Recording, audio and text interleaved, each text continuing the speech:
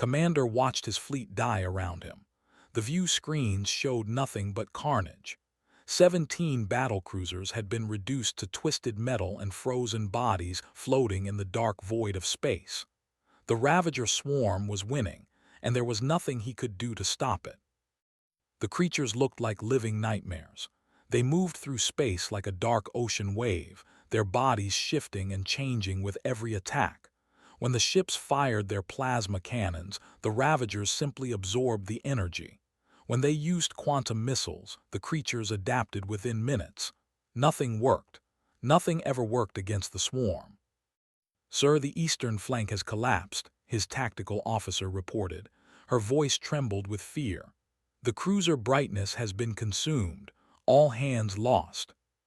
Closed his 4 eyes and took a deep breath. In his 200 years of military service, he had never faced an enemy like this. The Ravagers were not just strong. They were intelligent. They learned. They evolved. And they were hungry. "How many ships do we have left?" he asked quietly. 42 combat-capable vessels, Commander, down from 112. The officer paused. "Casualties are at 68%. The bridge fell silent. Everyone knew what those numbers meant. They were losing. The greatest fleet ever assembled by the Galactic Coalition was being destroyed by a force they barely understood. Soon, the swarm would move on to the colony worlds. Billions would die.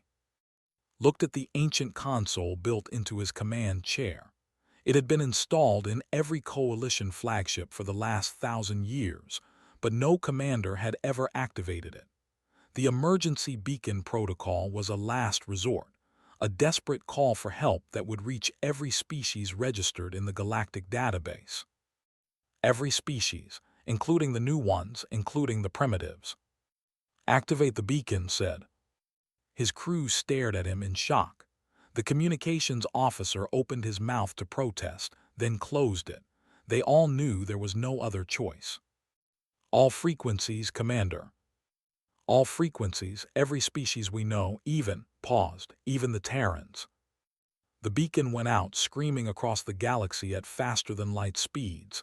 It carried a simple message in every known language. "We are dying. Please help." On Earth, in a military complex buried deep beneath the mountains, alarms began to sound.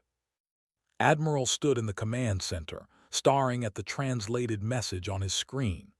Around him, officers and technicians rushed between stations, trying to make sense of what they were seeing. The aliens were asking for help.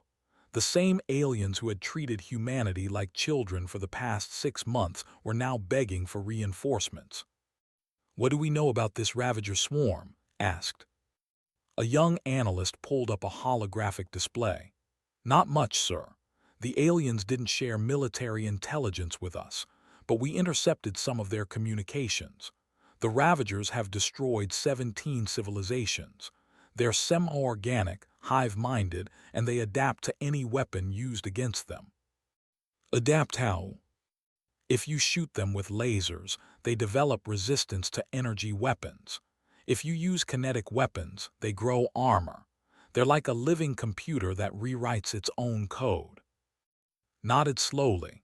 He had fought in 3 wars before humanity reached the stars. He knew what desperation looked like. The aliens were desperate. "Sir, the politicians are calling." His aide handed him a phone. "They want to know if we're really considering this." Took the phone and listened for exactly 30 seconds before handing it back. "Tell them I'll take full responsibility. We're going." Captain was in her quarters when the call came. She was reading a book, an actual paper book, when her communicator buzzed. Within 5 minutes, she was in the briefing room with 20 other captains and commanders. Admiral stood at the front of the room, his weathered face serious. "The aliens need help. I'm putting together a response fleet, 5 ships, all volunteers." The room erupted with questions, raised her hand and waited for silence. "What are we up against?" "Something that has beaten every advanced civilization it encountered," said. "The aliens use clean energy weapons, quantum technology, and plasma cannons. None of it works. The swarm adapts too quickly. Then what makes you think we can help? Another captain asked. Smiled, it was not a pleasant smile. Because we're not advanced, we're primitive, we use weapons the galaxy forgot about. Understood immediately, she stood up. I volunteer. 4 other captains stood with her. Nodded. Good. You'll command the UES Indomitable. She's our ship, built from reverse-engineered alien technology and human innovation. You'll have full weapons authorization. Full authorization? Asked. She knew what that meant. Nuclear weapons, chemical weapons, everything humanity had promised itself it would never use again. Full authorization, confirmed. The aliens are dying, Captain. They need monsters. We're going to show them what human monsters look like. The fleet assembled in 3 days. 5 ships, each one carrying weapons that would have horrified the peaceful species of the Galactic Coalition. The Indomitable was the largest, a sleek warship with mounted along her hull and missile bays filled with warheads the aliens had banned 10,000 years ago. Stood on the bridge, watching her crew prepare for departure. Lieutenant Han was at the weapons station, running final checks on the targeting systems. Engineer was in the engine room, making sure the faster-than-light drive was ready. Dr. Sara was in the medical bay, preparing for casualties. They were ready. All ships report ready for departure, Captain, the communications officer announced. Sat in her command chair and took a deep breath. Send a message to Admiral. Tell him we're going to show these aliens what Earth can do. Message sent, Captain. Good. Looked at the view screen where the stars waited. Somewhere out there, an alien fleet was dying. Somewhere out there, monsters were winning. But humanity was coming. And humanity had been dealing with monsters for a very long time. All ships, said calmly, engage faster-than-light drive. Let's go save the galaxy. The 5 human ships vanished from Earth orbit in flashes of blue light. The journey would take 3 weeks. 3 weeks to reach the battle zone. 3 weeks for the aliens to survive if they could. In her private quarters later that night, reviewed the files on the Ravager swarm. The creatures were terrifying, yes, but as she read about their biology and behavior, she smiled. The aliens had tried to fight the Ravagers with advanced technology. They had tried to be civilized. Humanity would try something different. Humanity would fight dirty. It was what humans did best. The human fleet dropped out of faster-than-light travel and entered hell. Captain stared at the view screen, her face expressionless. Around the Indomitable, the battlefield stretched for thousands of kilometers. Dead ships floated everywhere, some still burning with strange alien fires that needed no oxygen. Bodies drifted in the vacuum, frozen in their final moments of terror. This was what defeat looked like. Scan for survivors, ordered. Reading 17 coalition ships still active, the sensor officer reported. They're clustered in a defensive formation, but their shields are failing. The Ravager swarm is circling them like sharks. Had never seen a shark, but she understood the comparison. Predators recognized prey, and right now the aliens were prey. Incoming transmission, the communications officer said. It's commander of the coalition flagship. Put him on screen. The alien commander appeared on the view screen. He had 4 eyes, blue-gray skin, and looked exhausted. When he saw, confusion crossed his face. You're the Terran response, asked. His translator made his voice sound flat and emotionless. 5 ships. 5 ships, confirmed. We received your distress call, Commander. We're here to help. Looked at something off-screen, then back at. Your vessels are primitive, chemical propulsion, ballistic weapons. Captain, I appreciate your courage, but you should retreat. This enemy is beyond your capabilities. Lieutenant Han snorted from his weapons station, silenced him with a glance. We'll decide our own capabilities, Commander, said politely. Please transmit all tactical data on the Ravagers. We're going to engage. You don't understand, said urgently. They adapt. Every weapon we use, they learn to counter. Plasma, quantum missiles, particle beams, nothing works. They're unbeatable. Commander said quietly, "Has anyone tried shooting them?" Blinked all four eyes. Shooting them? Of course we shoot them. What do you think our weapons do? No, I mean really shooting them. With bullets, with kinetic projectiles, with simple, dumb chunks of metal moving very fast. There was a long silence. The expression changed to something that might have been pity. "Captain, we stopped using kinetic weapons 10,000 years ago. They're inefficient. They're brutal. They're effective." Finished. "Stand by, Commander. We're going to show you something." She switched off the transmission and turned to Lieutenant Han. "Status on the..." Han grinned. It was not a nice grin. "All systems green, Captain. Depleted uranium rounds loaded and ready. Just point me at something ugly." "Tactical, give me a target. Something big." Tactical officer highlighted a section of the Ravager swarm on the main screen. The creature was enormous, a tendril of dark biomass kilometers long, covered in what looked like glowing veins. It was moving toward the coalition ships, preparing for another attack.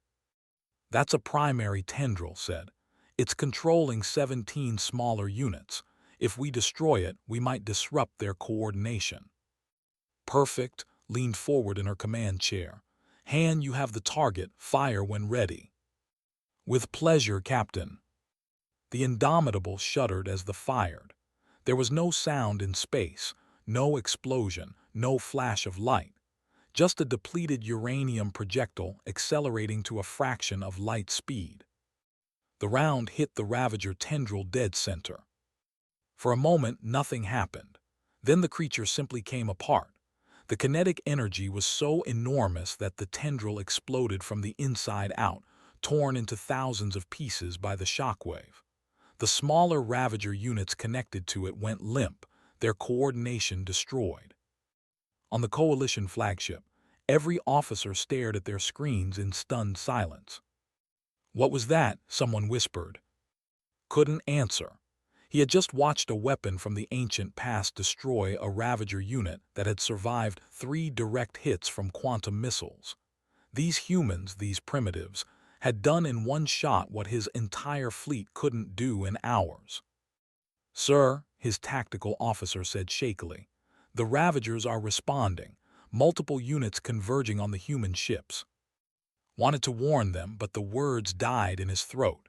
He couldn't look away from the screen. The Ravagers came at the human fleet like a living wave.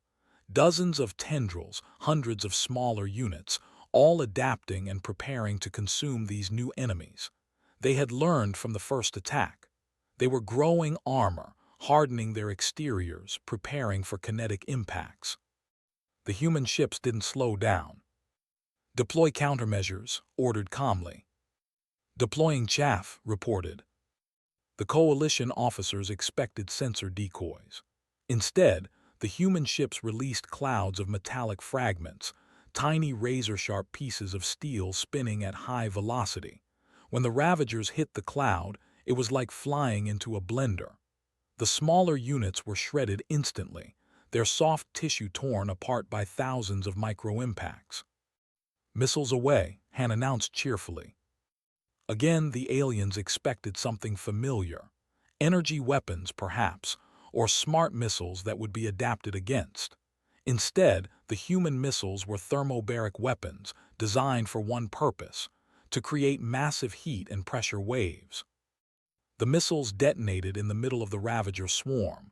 The explosions were huge, superheating everything in a kilometer radius. The Ravagers couldn't adapt fast enough. They burned.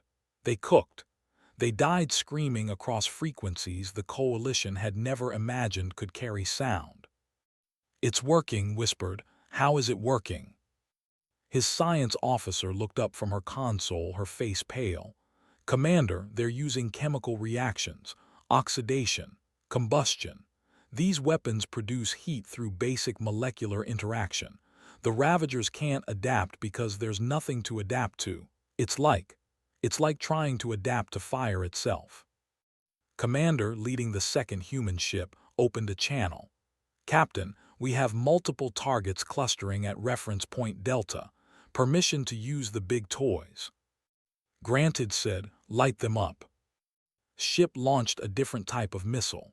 The Coalition sensors identified it as a fusion device, a nuclear weapon, the kind of weapon the galaxy had banned because it was too terrible, too destructive, too barbaric. The warhead detonated inside the Ravager formation. For a brief moment, a miniature sun appeared in space. When the light faded, there was nothing left but vapor and radiation. "Confirmed kill," reported. "That cluster is gone." On the Coalition flagship, an officer made a choking sound. "They used a nuclear weapon. These humans just used a nuclear weapon like it was routine." Couldn't speak. He was watching the Ravagers, the unstoppable Ravagers, the creatures that had destroyed 17 civilizations, doing something they had never done before. They were retreating. The Ravager swarm pulled back from the human ships, regrouping at a safe distance. For the first time in the entire campaign, they had encountered an enemy that hurt them. An enemy that killed them faster than they could adapt. An enemy that used weapons so primitive, so brutal, so fundamentally violent that their biological evolution couldn't compensate. "They're running," said in disbelief. "Temporary," Dr. Sora said from the medical bay. "Captain, I've been analyzing the Ravager remains. They're carbon-based life forms just like us. Everything that burns them or tears them apart will keep working. They can't adapt to the laws of physics." "Good to know," said. She opened a channel to Commander. "Commander, we've pushed them back. Reform your fleet behind our defensive line. We're not done yet." Found his voice. "Captain, what kind of species brings such weapons to space?" Was quiet for a moment. When she spoke, her voice was gentle but firm. "The kind that knows what monsters look like, Commander. The kind that survived by becoming monsters ourselves when we had to. You called for help. This is what human help looks like." The channel closed, looked at his crew, seeing his own horror reflected in their faces. They had been saved, but they had also seen something terrifying. These humans, these primitives they had dismissed, fought with a brutality the galaxy had forgotten was possible. And somewhere in the distance, the main Ravager swarm was coming. It had sensed a new threat, and it was hungry for revenge. The Coalition fleet regrouped behind the human defensive line. For the first time in weeks, the alien crews could rest without fear of immediate death. But rest brought questions, uncomfortable questions about their saviors. Commander requested permission to board the Indomitable. Captain granted it, and within an hour, a small alien shuttle docked with the human warship. Expected the interior to be primitive like the exterior. What he found was worse. The corridors were narrow and utilitarian, with exposed pipes and wiring running along the walls. Everything was metal and sharp angles. There were no soft surfaces, no aesthetic considerations. The ship looked like it was built for war and nothing else. Human crew members passed by and they all looked the same, focused, efficient, and strangely calm for people who had just fought monsters. Met him in a conference room. She was shorter than expected, with dark eyes that seemed to see through him. Lieutenant Han stood behind her along with Dr. Sora and Engineer. None of them looked afraid. They looked ready. "Commander," said, offering her hand. It took a moment to realize it was a greeting gesture. He shook it awkwardly. "Thank you for coming. We should coordinate our defense." "Defense?" Sat down carefully in a chair that was too small for him. "Captain, your ships pushed back the Ravagers. That's never happened before. How did you know those weapons would work?" Dr. Sora leaned forward. She was young, with bright eyes and a gentle smile that didn't match the military uniform she wore. "Because we studied them, Commander. The Ravagers are carbon-based organisms. They breathe, they metabolize, they follow the laws of physics. You were trying to fight them with technology. We fought them with chemistry." "Chemistry?" "Fire," Han said bluntly. "Explosions. Things that release energy through basic molecular reactions.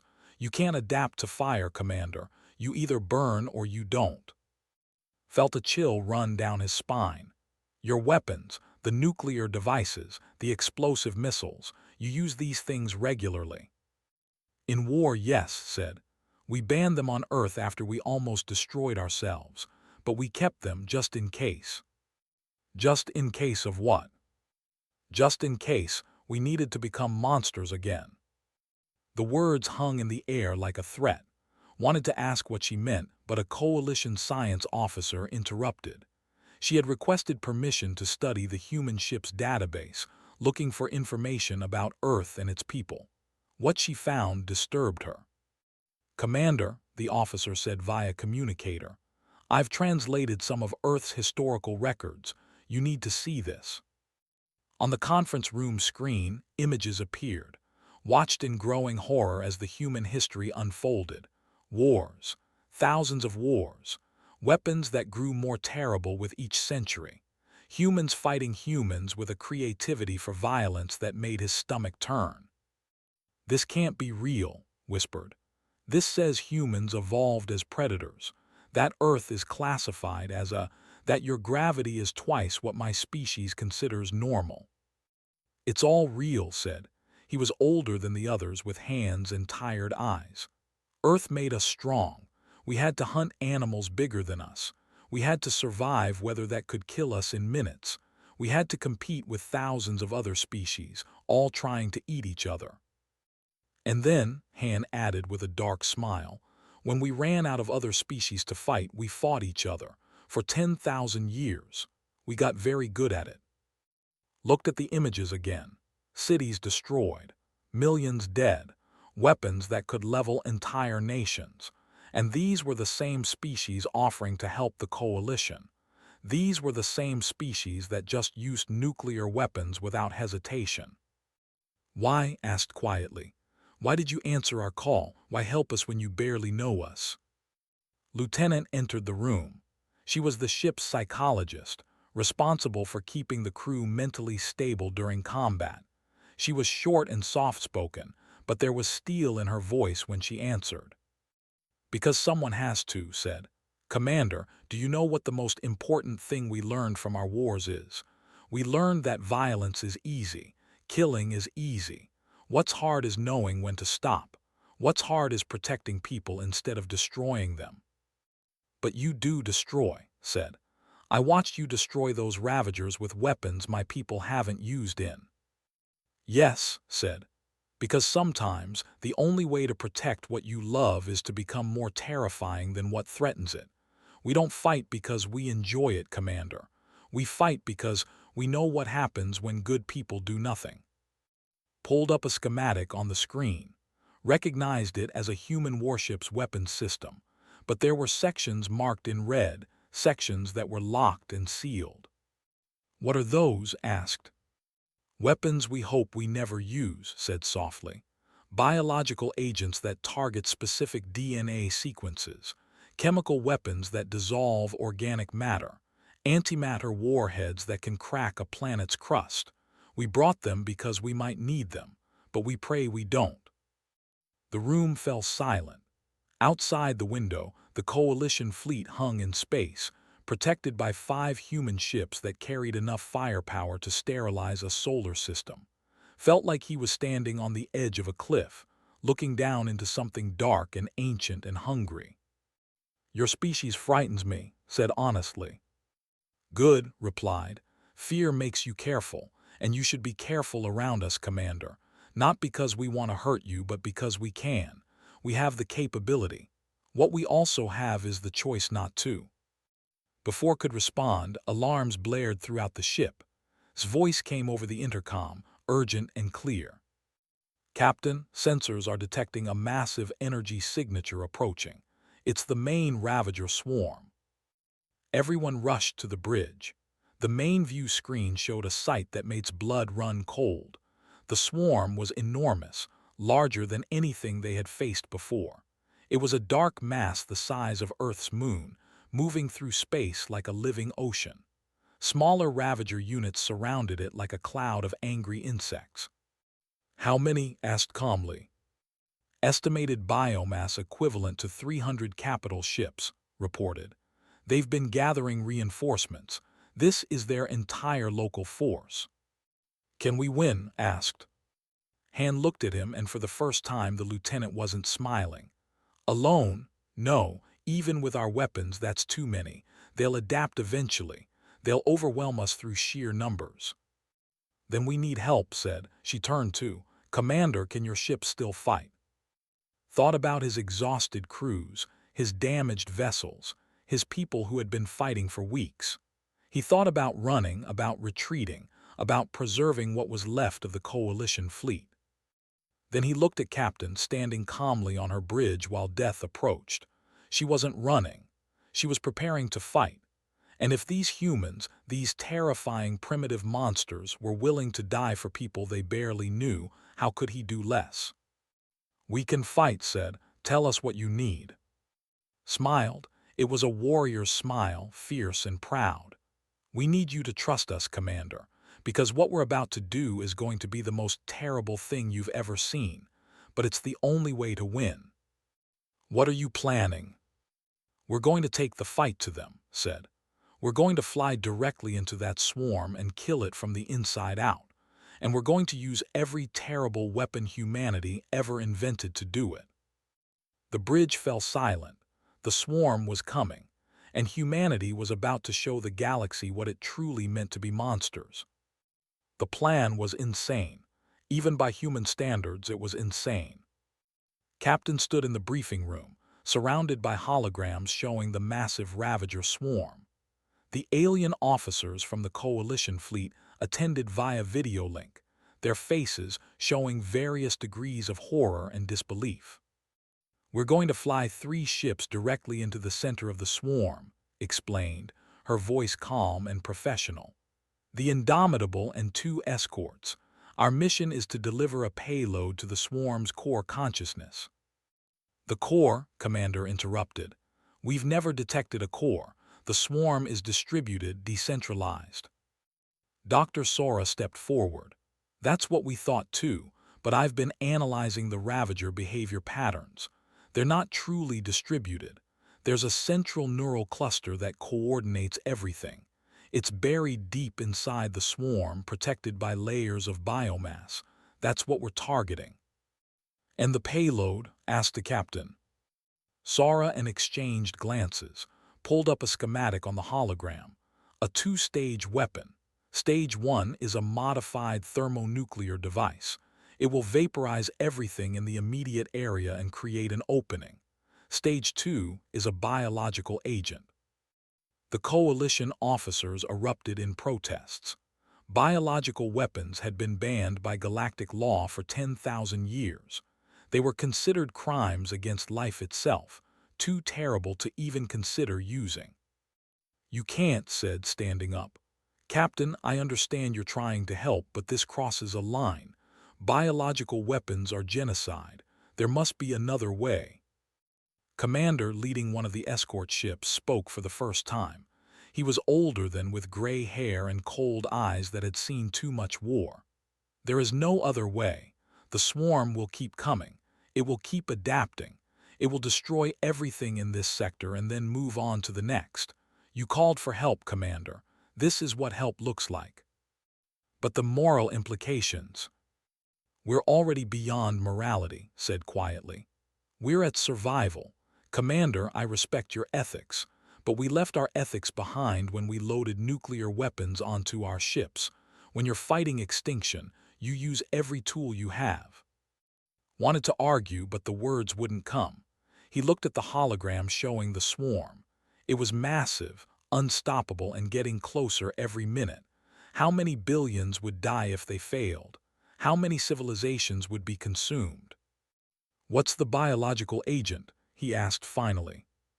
Modified Earth fungus, Sora explained. Engineered to attack carbon-based neural tissue. It spreads through biological networks like a virus. Once it reaches the swarm's core consciousness, it will propagate through their entire shared nervous system. They'll die from the inside out. And you created this in 3 weeks. Sora smiled sadly.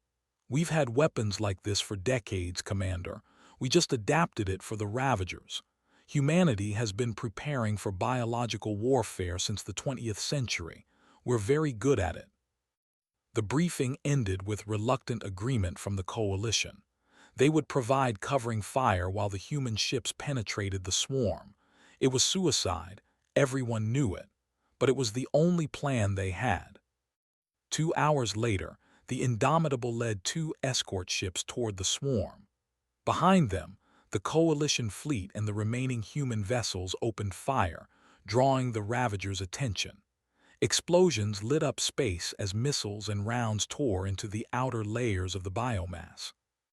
Sat in her command chair, watching the tactical display. The swarm was responding, sending tendrils and smaller units to intercept them. "Han, clear us a path." "With pleasure."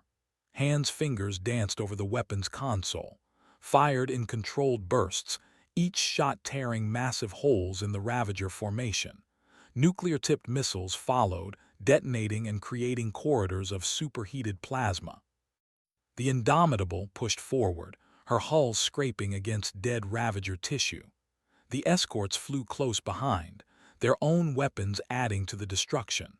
They were a third of the way to the core when the swarm truly noticed them. Massive tendrils, each 1 kilometer long, wrapped around the lead escort ship. The vessel's shields held for 3 seconds before collapsing.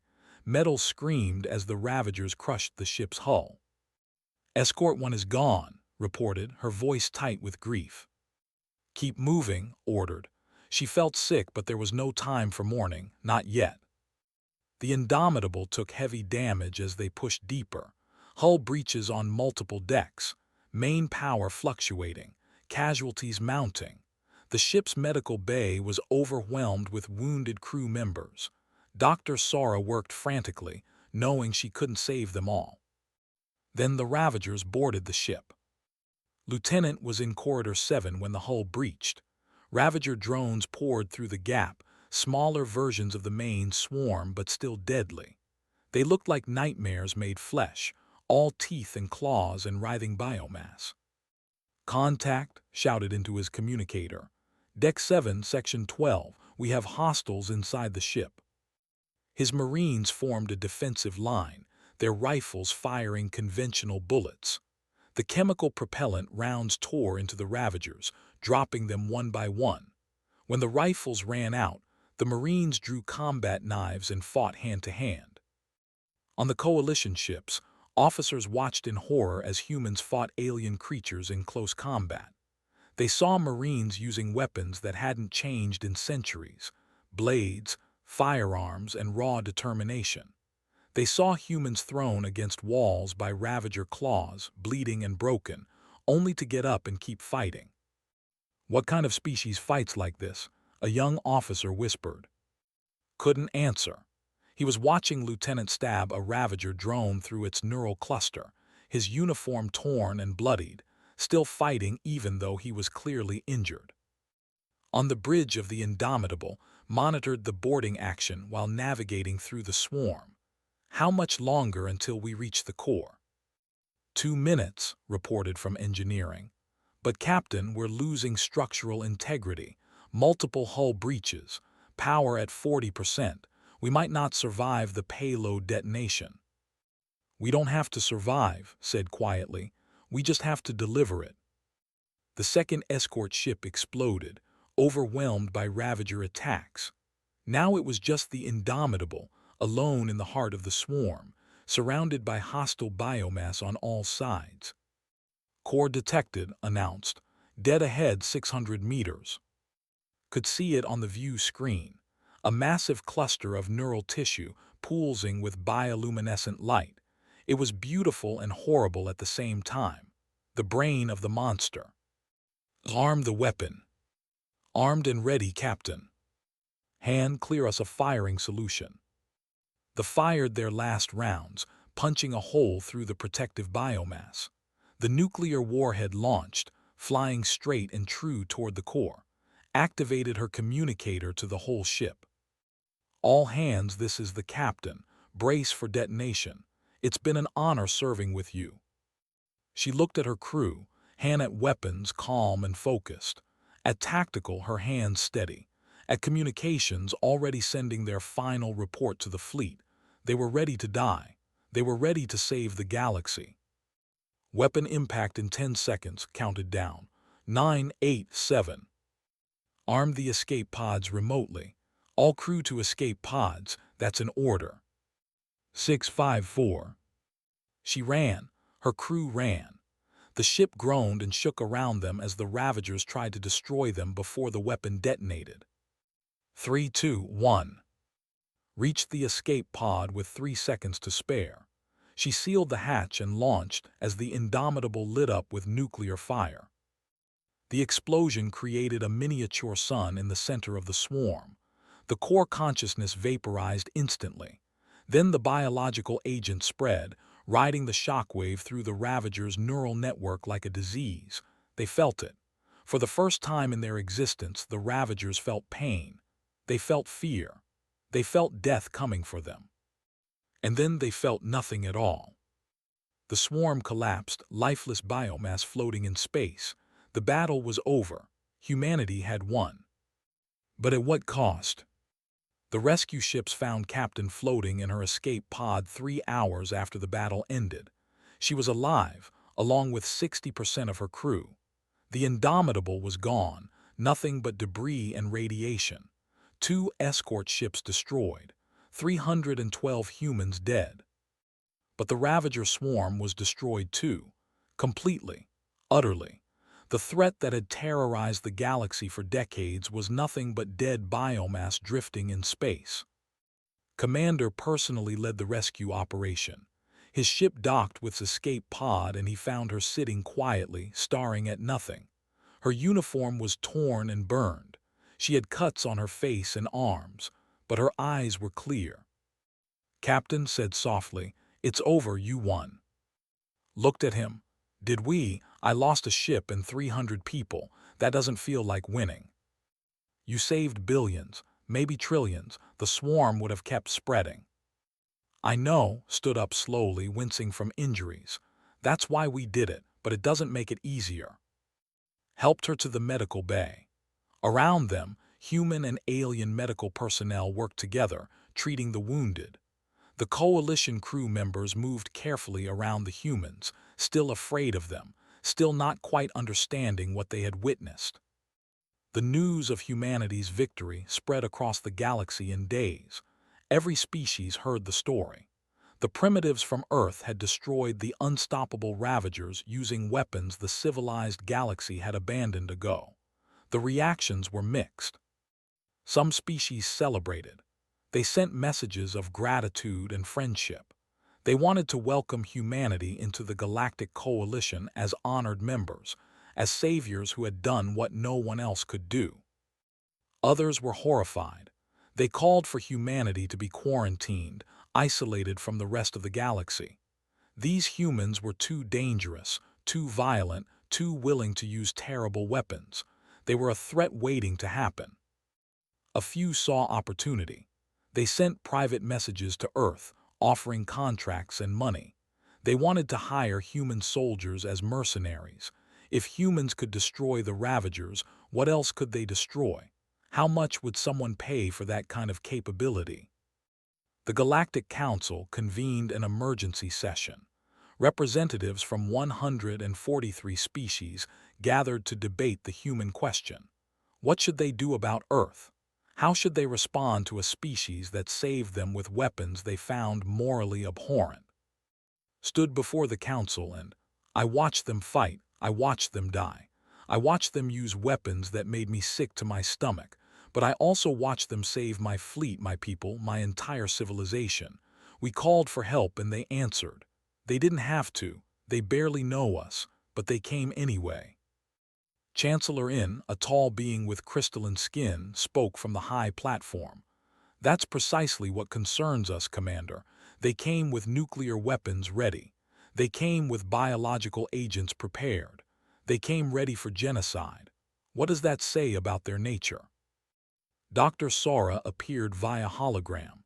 She had been invited to testify about humanity's perspective. She stood in front of the council, a small human woman facing the judgment of the galaxy. "You want to know what kind of species we are," Sora said. "I'll tell you, we're survivors. We evolved on a planet that tried to kill us every single day. Predators, diseases, weather, starvation. Everything on Earth wanted us dead, so we learned to fight.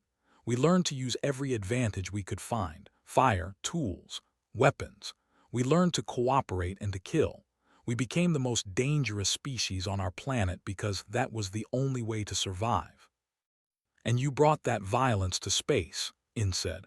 "You brought weapons we banned because they're too cruel."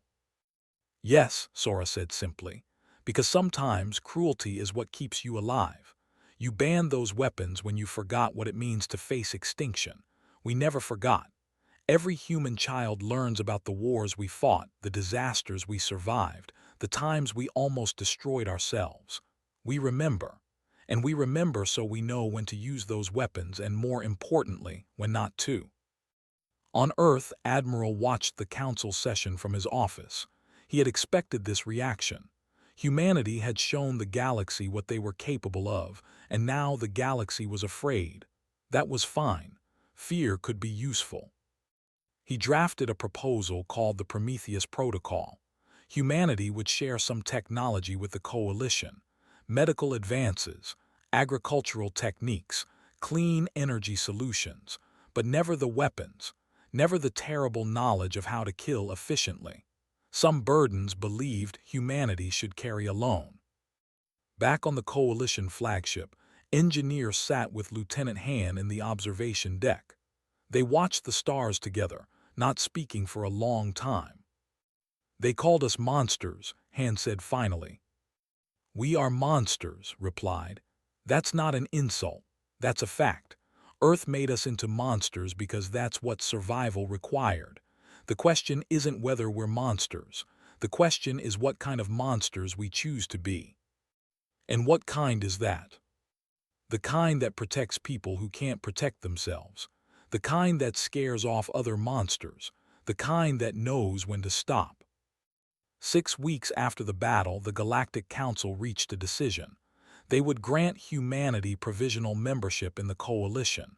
There would be restrictions, oversight, regular inspections, but humanity would be welcomed cautiously as members of the galactic community.